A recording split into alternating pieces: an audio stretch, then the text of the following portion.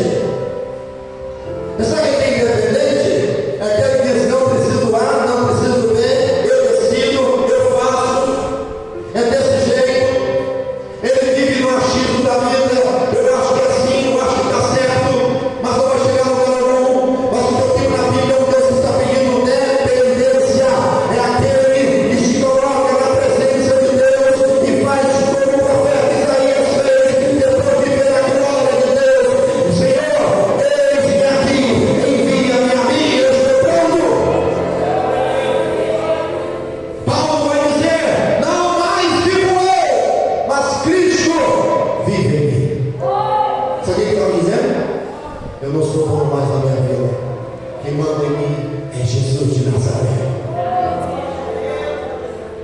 Irmão, nós precisamos atentar para isso. Orgulho é um pecado que afeta não apenas algumas pessoas, mas muitas pessoas. Pessoal, qual a pior coisa do Evangelho, você pregou o Evangelho? É o orgulho. É você encontrar uma pessoa orgulhosa. Mas eu não sou orgulhoso. Se você não aceita a correção, se você não aceita a palavra, se você não aceita a palavra de confrontar, você é orgulhoso. Porque tem hora que a palavra pega a gente. Eu estou pregando para mim também. Você acha que eu estou com razão? Você acha que não precisa de apoio de ninguém? Não precisa de ensinado por ninguém, porque você já aprendeu, eu já sei. Isso é a pior coisa na vida de um homem e de uma mulher. Ele achar que já sabe tudo. Aonde leva muito? A ruína. Mas isso significa que o orgulho é a raiz de todo pecado? Sim.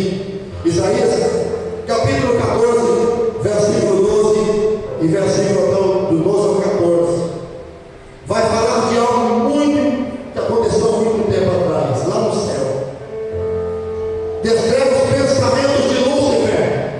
Olha o que a Bíblia vai dizer: como caíste desde o céu, ó Lúcifer, filho da alva, como foste cortado por terra, tu que debilitavas as nações.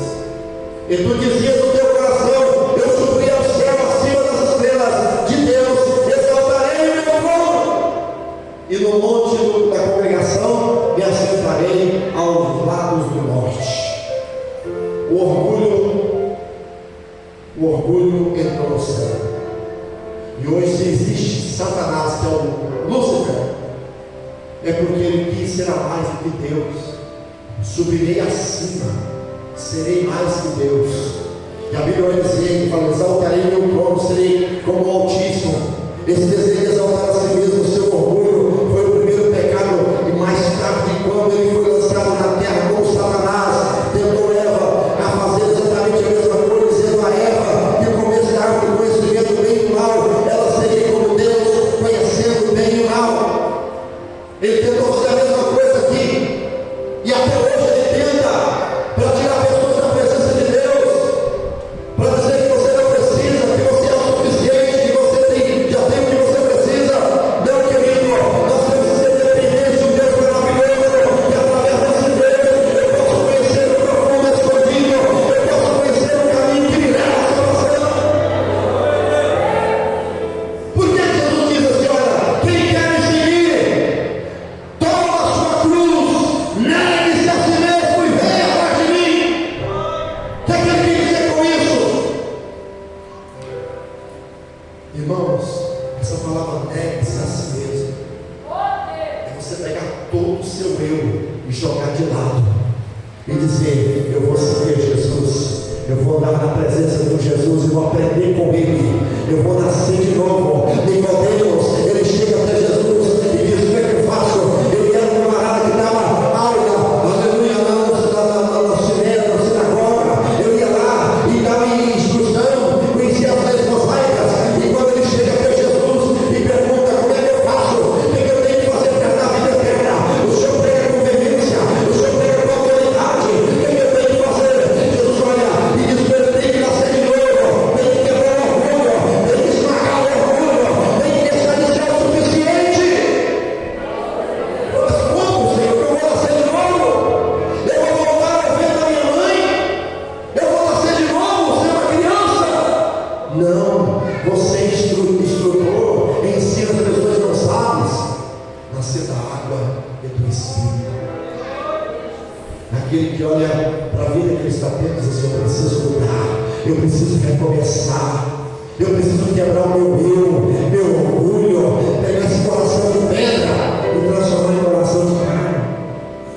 É aquele que já aprendeu com Jesus, irmão, Jesus de Nazaré. Ele chega um dia, os discípulos sentados lá, aquele povo todo com o pé cheio de poeira, andando na Judéia, na Galileia, em Cafarnaum. Ele chega um dia e senta e vai no pé de cada um e joga água e limpa o pé de cada um, lava o pé de cada um. Um deles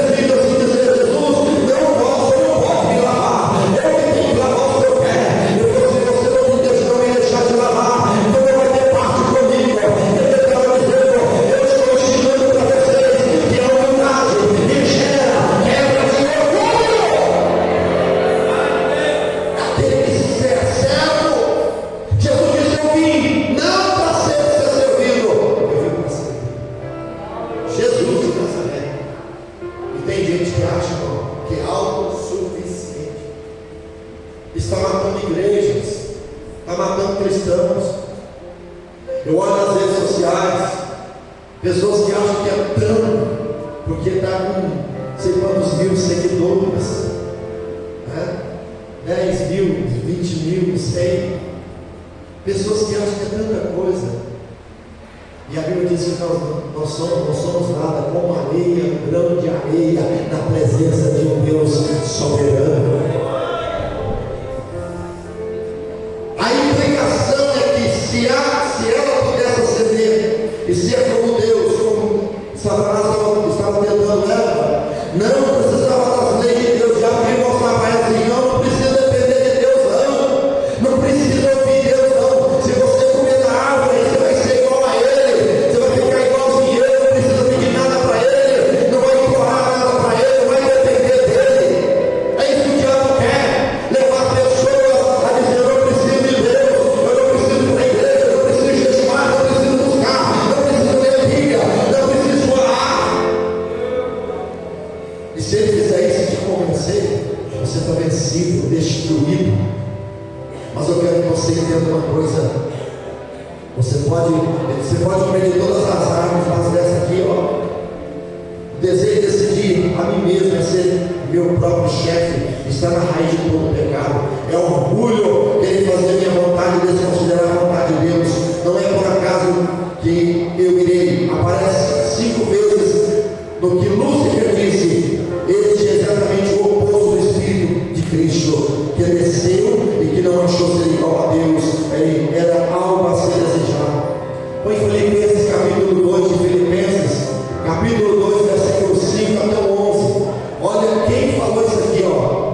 Filipenses 2, versículo 5. Capítulo 2 de Filipenses, versículo 5. De sorte que haja em vós o mesmo sentimento que houve também em Cristo Jesus, que sendo em forma de Deus, veio dessa terra em forma de Deus, não teve usurpação de ser igual a Deus, mas fez de si mesmo, de nenhuma reputação, tomando a forma de servo, fazendo-se semelhante aos homens, e achando na forma de homem, humilhou-se a si mesmo, sendo obediente até a morte, e morte de cruz, o Filho de Deus.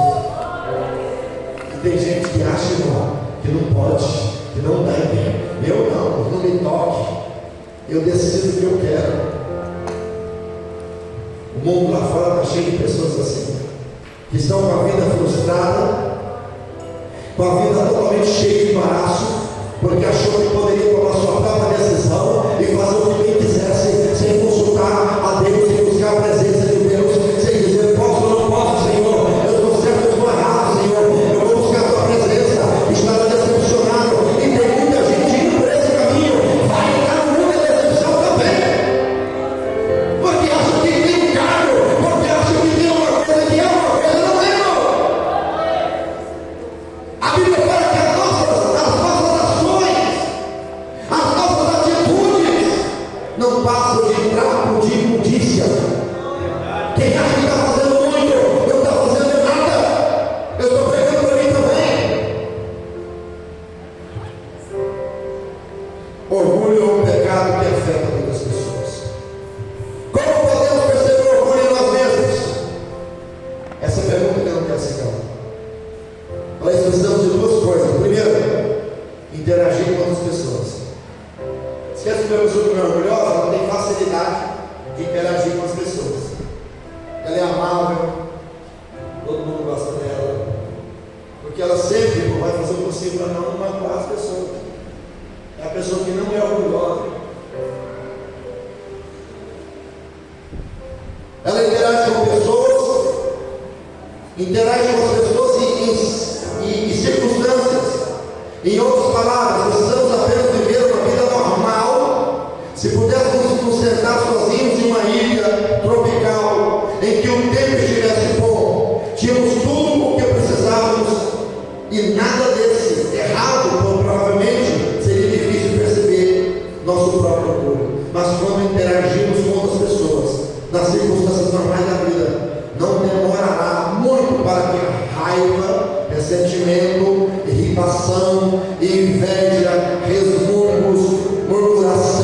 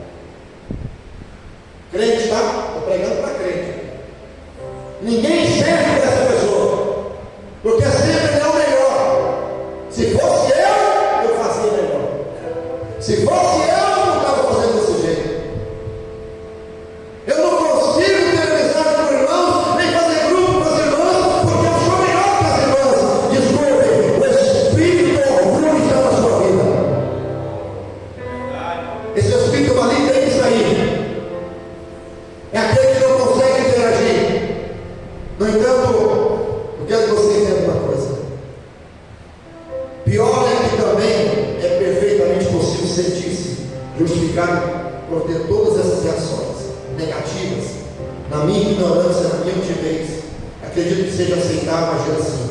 Portanto, para reconhecer essas reações pelo que elas realmente são, nós precisamos de um segundo ingrediente importante. Eu preciso dele e ver com Deus os meus pensamentos. Você tem que fazer uma autoavaliação. Se você está se dando bem no meio dos irmãos, na sociedade, ou tem dificuldade. Escute aqui, olha para cá. Irmão, tem pessoa que tem dificuldade de interagir, de estar no meio de um grupo de irmãos, porque ela coloca o problema sempre está na vida dos irmãos e nunca está na vida dessa pessoa. Aí eu não consigo porque a irmã fulana acho que não bate comigo. Eu não consigo porque o irmão ali, parece que o irmão não me deu a paz do Senhor. Querido, se você for fazer uma análise, o maior problema é você.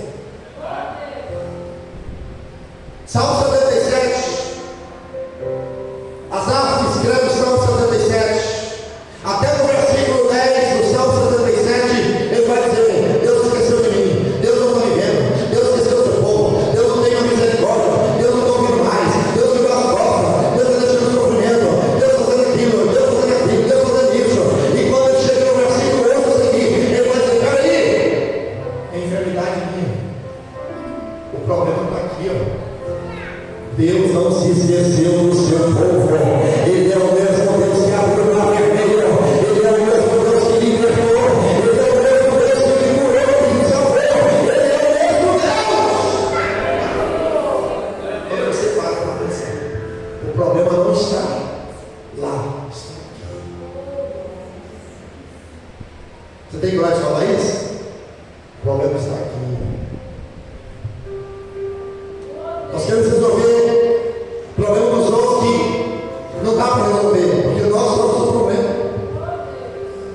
Nós não conseguimos interagir, não conseguimos estar junto com os irmãos, não conseguimos fazer parte de sociedade alguma. Nos isolamos porque nós somos os melhores. Espírito de orgulho. Mas eu quero que você entenda isso. É isso que a Bíblia chama de comunhão com Deus através da sua palavra, através do Espírito Santo, através dos seus servos da igreja.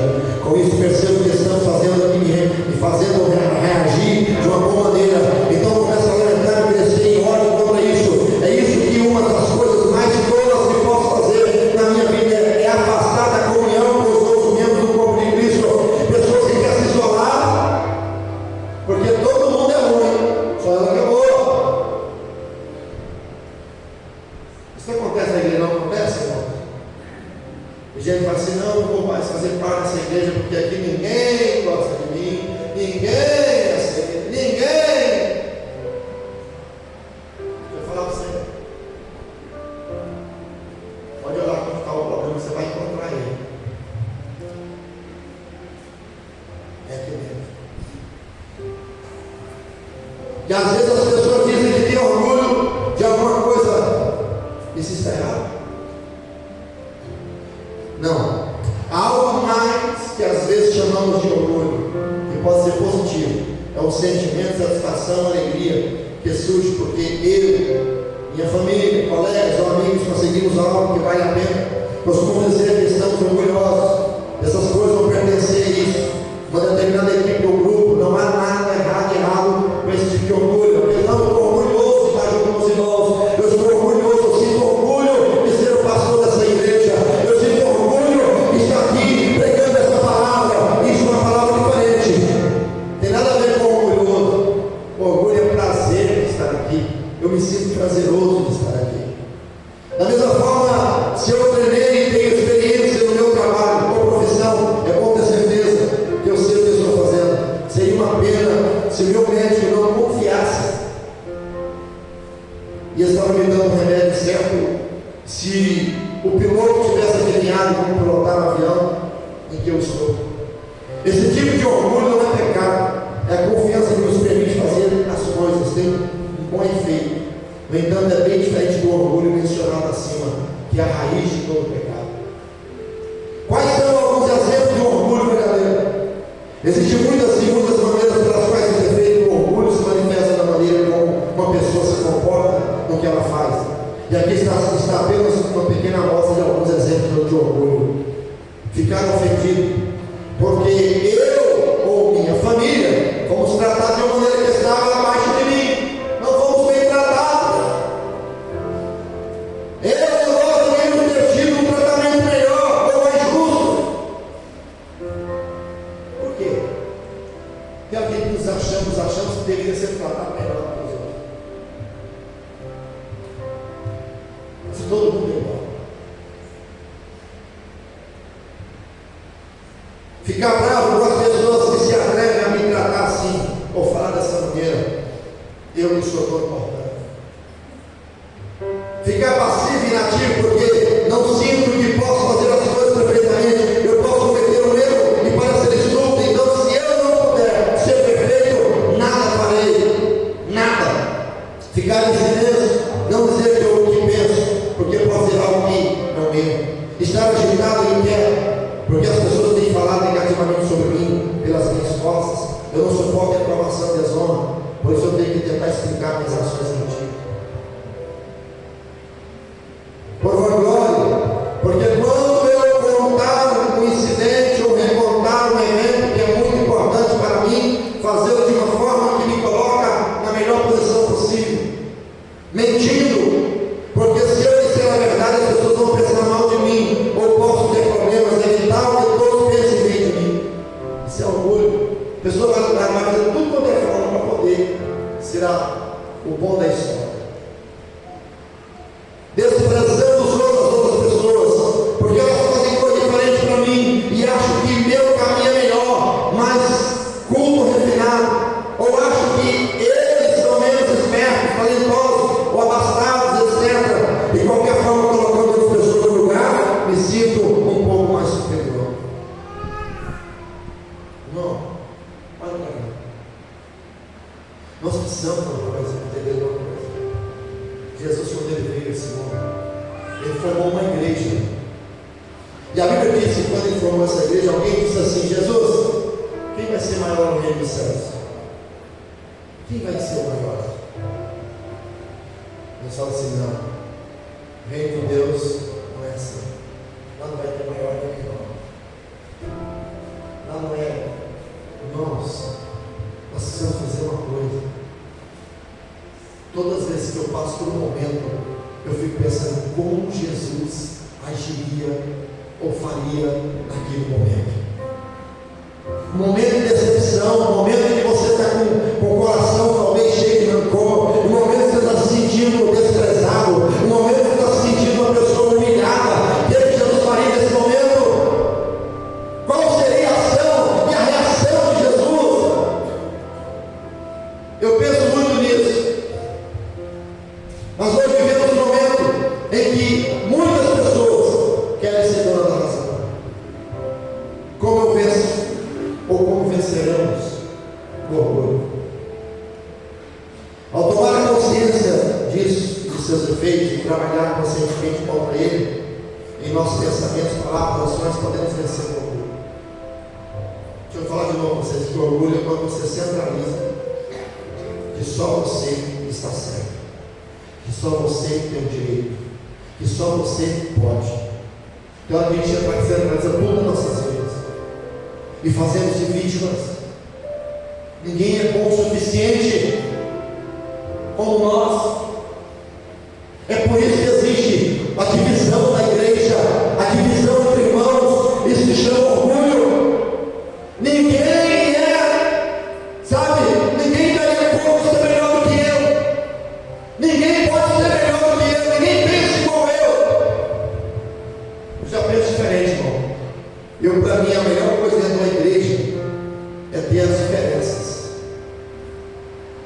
Eu conheço aqui, nós temos amizade com vários obreiros. Eu acho interessante que quando eu chego, não falo alguma coisa, ninguém pensa igual. Sempre tem uma diferença. Isso é bom. Pastor, eu acho que não é assim. Ou não, se tivesse sendo melhor. Eu vou discordar? Não, eu vou me atentar, eu vou ouvir. É um conselho, é uma aptidão, já é um outro processo. De você olhar e dizer, não pode mudar, pode ter mudança. Mas quando tem um orgulhoso que acha que ele é o centro de tudo, ele não ouve ninguém, ele não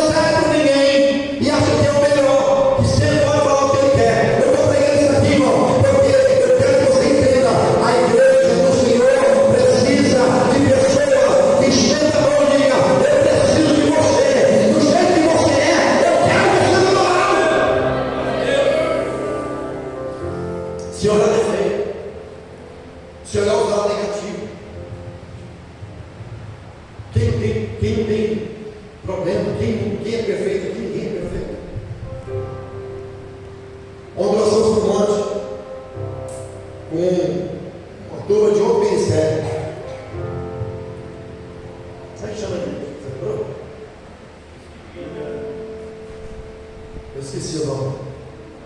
Mas os irmãos humildes. Aí ele olhou e falou assim: você é o pastor Gleison? Eu falei: sou eu. Senhor, eu fiquei lá. Aí nós vim embora, o pastor da igreja veio com a gente. Disse: pastor, quantos anos o senhor tem? Eu fiquei alegre. Ele falou assim: o senhor deve estar com uns 45 anos, né, pastor? Oh, glória. Irmãos, eu estou com 53. Ele falou: pastor, eu estou com 38, eu estou quase igual ao senhor. Esse rodou muito para estar de chão. Eu contei essa nação. Ele falou assim: eu vi que o senhor fica muito calado. E as pessoas ficam caladas mais ouvindo do que falando. É pessoa que tem experiência. E eu gosto muito de ouvir. Mas tem obreiro que chega em mim, irmão chega em mim e já te pergunta: vou ouvir. Pois é. Mas pastor, mas aconteceu e papai. Eu fico ouvindo. Eu falo: irmão, você é crente? Se fosse Jesus, o que ele faria no seu lugar? Pastor, pois é. Eu gosto muito de ouvir. Porque às vezes você vai falar alguma coisa que não vai agradar a Deus, não. Mas quando você toma consciência que você precisa mudar, você vai fazer o que Tiago fez no capítulo 4, Tiago versículo 8. Chegar nos amigos, ele vai chegar a você. Chega mais perto de Deus, vai aprender o que você vai fazer. Aleluia. Quando temos a ver com Deus em nossos pensamentos, isso traz o castigo e o julgamento. Vamos à nossa deficiência. Nós sabemos onde está no trabalho, entendemos onde está a nossa vontade própria, para que possamos nos humilhar, sendo obedientes à lei de Deus. E é por isso que comigo continua dizendo a palavra mais adiante no mesmo capítulo: humilhai-vos. Ele manda humilhai-vos perante o Senhor. Tiago 4:10.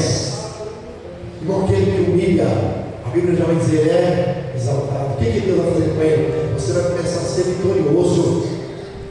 É aquele que passa cantando linda vitória no meio da humilhação, no meio da perseguição. Nós temos que nos humilhar. E o que significa humilhar-se? Significa sair de um estado desanimado, dizendo a mim mesmo que sou inútil, você segue isso, sem esperança, que sou muito ruim para mudar. Isso não tem nada a ver com a adoção de algum tipo de humilde. O comportamento externo também. Essas coisas são inúteis ao lidar com orgulho. Em qualquer caso, eles estão em oposição exata à palavra de Deus. Porque dá esperança a todo ser humano, não importa profundamente se eles pecaram ou não. Então essas coisas são realmente orgulho disfarçado. Ele quer dar onde cuidar. Não, eu vou se humilhar e eu vou fazer coitadinho. Humilhar é dizer que eu não. Humilhar é você se sabe? Dizer que você é errado, que você é coitado, que você não. Não tem gente que faz coitado. Para tentar maquiar o orgulho. Mas eu quero que você entenda: não, Jesus se humilhou e se tornou obediente à palavra de Deus.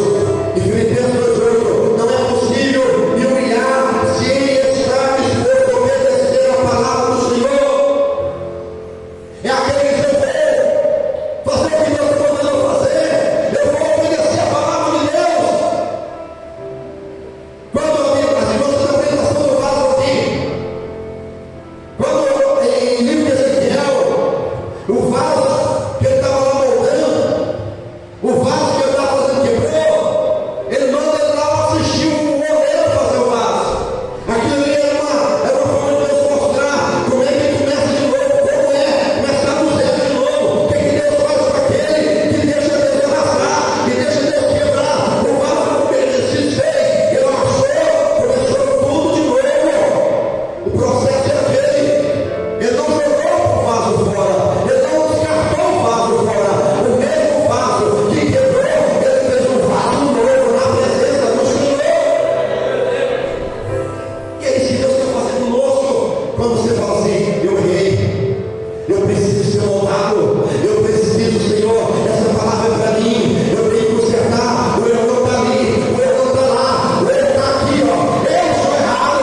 Quando o filho pródigo levantou lá dentro do chiqueiro e falou assim: ó, eu pequei, eu errei, eu não caminhei, e voltei com meu pai, e você, pai, eu errei, e pequei, confusão, e veio xixi. Isso é humilhação, isso é quebra de orgulho.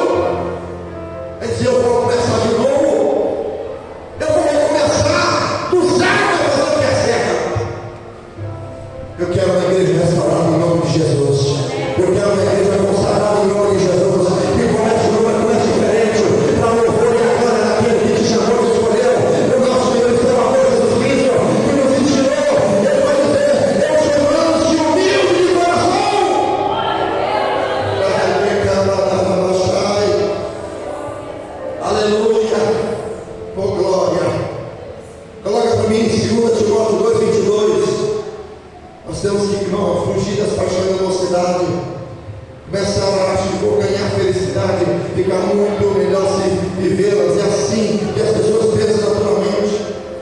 E é por isso que o mundo está cheio de histórias trágicas, de como se comportamento defamado, pessoas da destruição. Foge também das paixões da mocidade, segue a justiça, fé e amor. E abastam os que, com um coração puro, invocam o nome do Senhor. Nós temos tudo para ser feliz aqui nessa igreja. É só termos comunhão. Começarmos a atentar para isso. Eu vou estar junto com os irmãos. Vai ter um evento, eu estou junto. Vai ter alguma coisa, eu vou estar junto. Eu quero participar. Isso chama-se comunhão, quebra de orgulho. Eu vou olhar para você, irmão. Eu sou igual a você. Eu posso andar igual a você. Eu quero ser igual a você. Isso é um orgulho quebrado. É você dizer, não, ninguém é melhor que eu. Ninguém faz melhor do que eu. Isso não é orgulho, mas eu falo assim, não, peraí.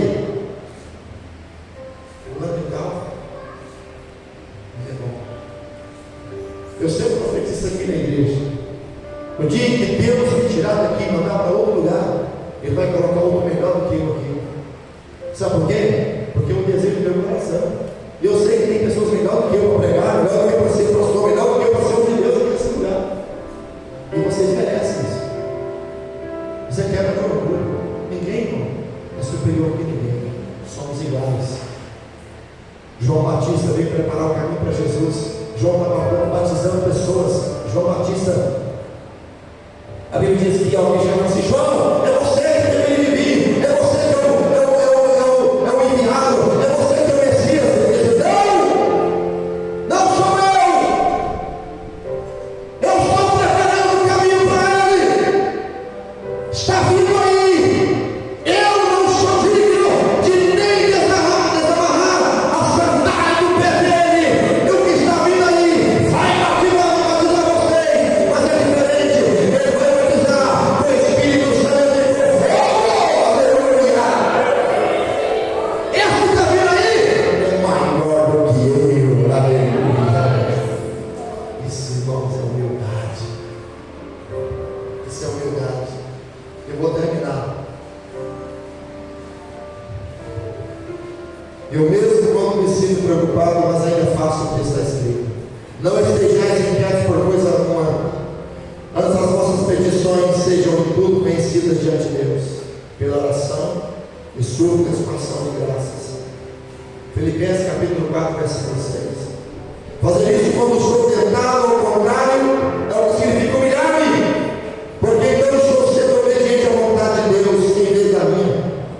E esse é o antídoto perfeito para pensar que eu sei tudo e não preciso da ajuda de Deus. Tal humildade é o oposto do pecado, do orgulho. É o Espírito do Senhor sobre a sua vida.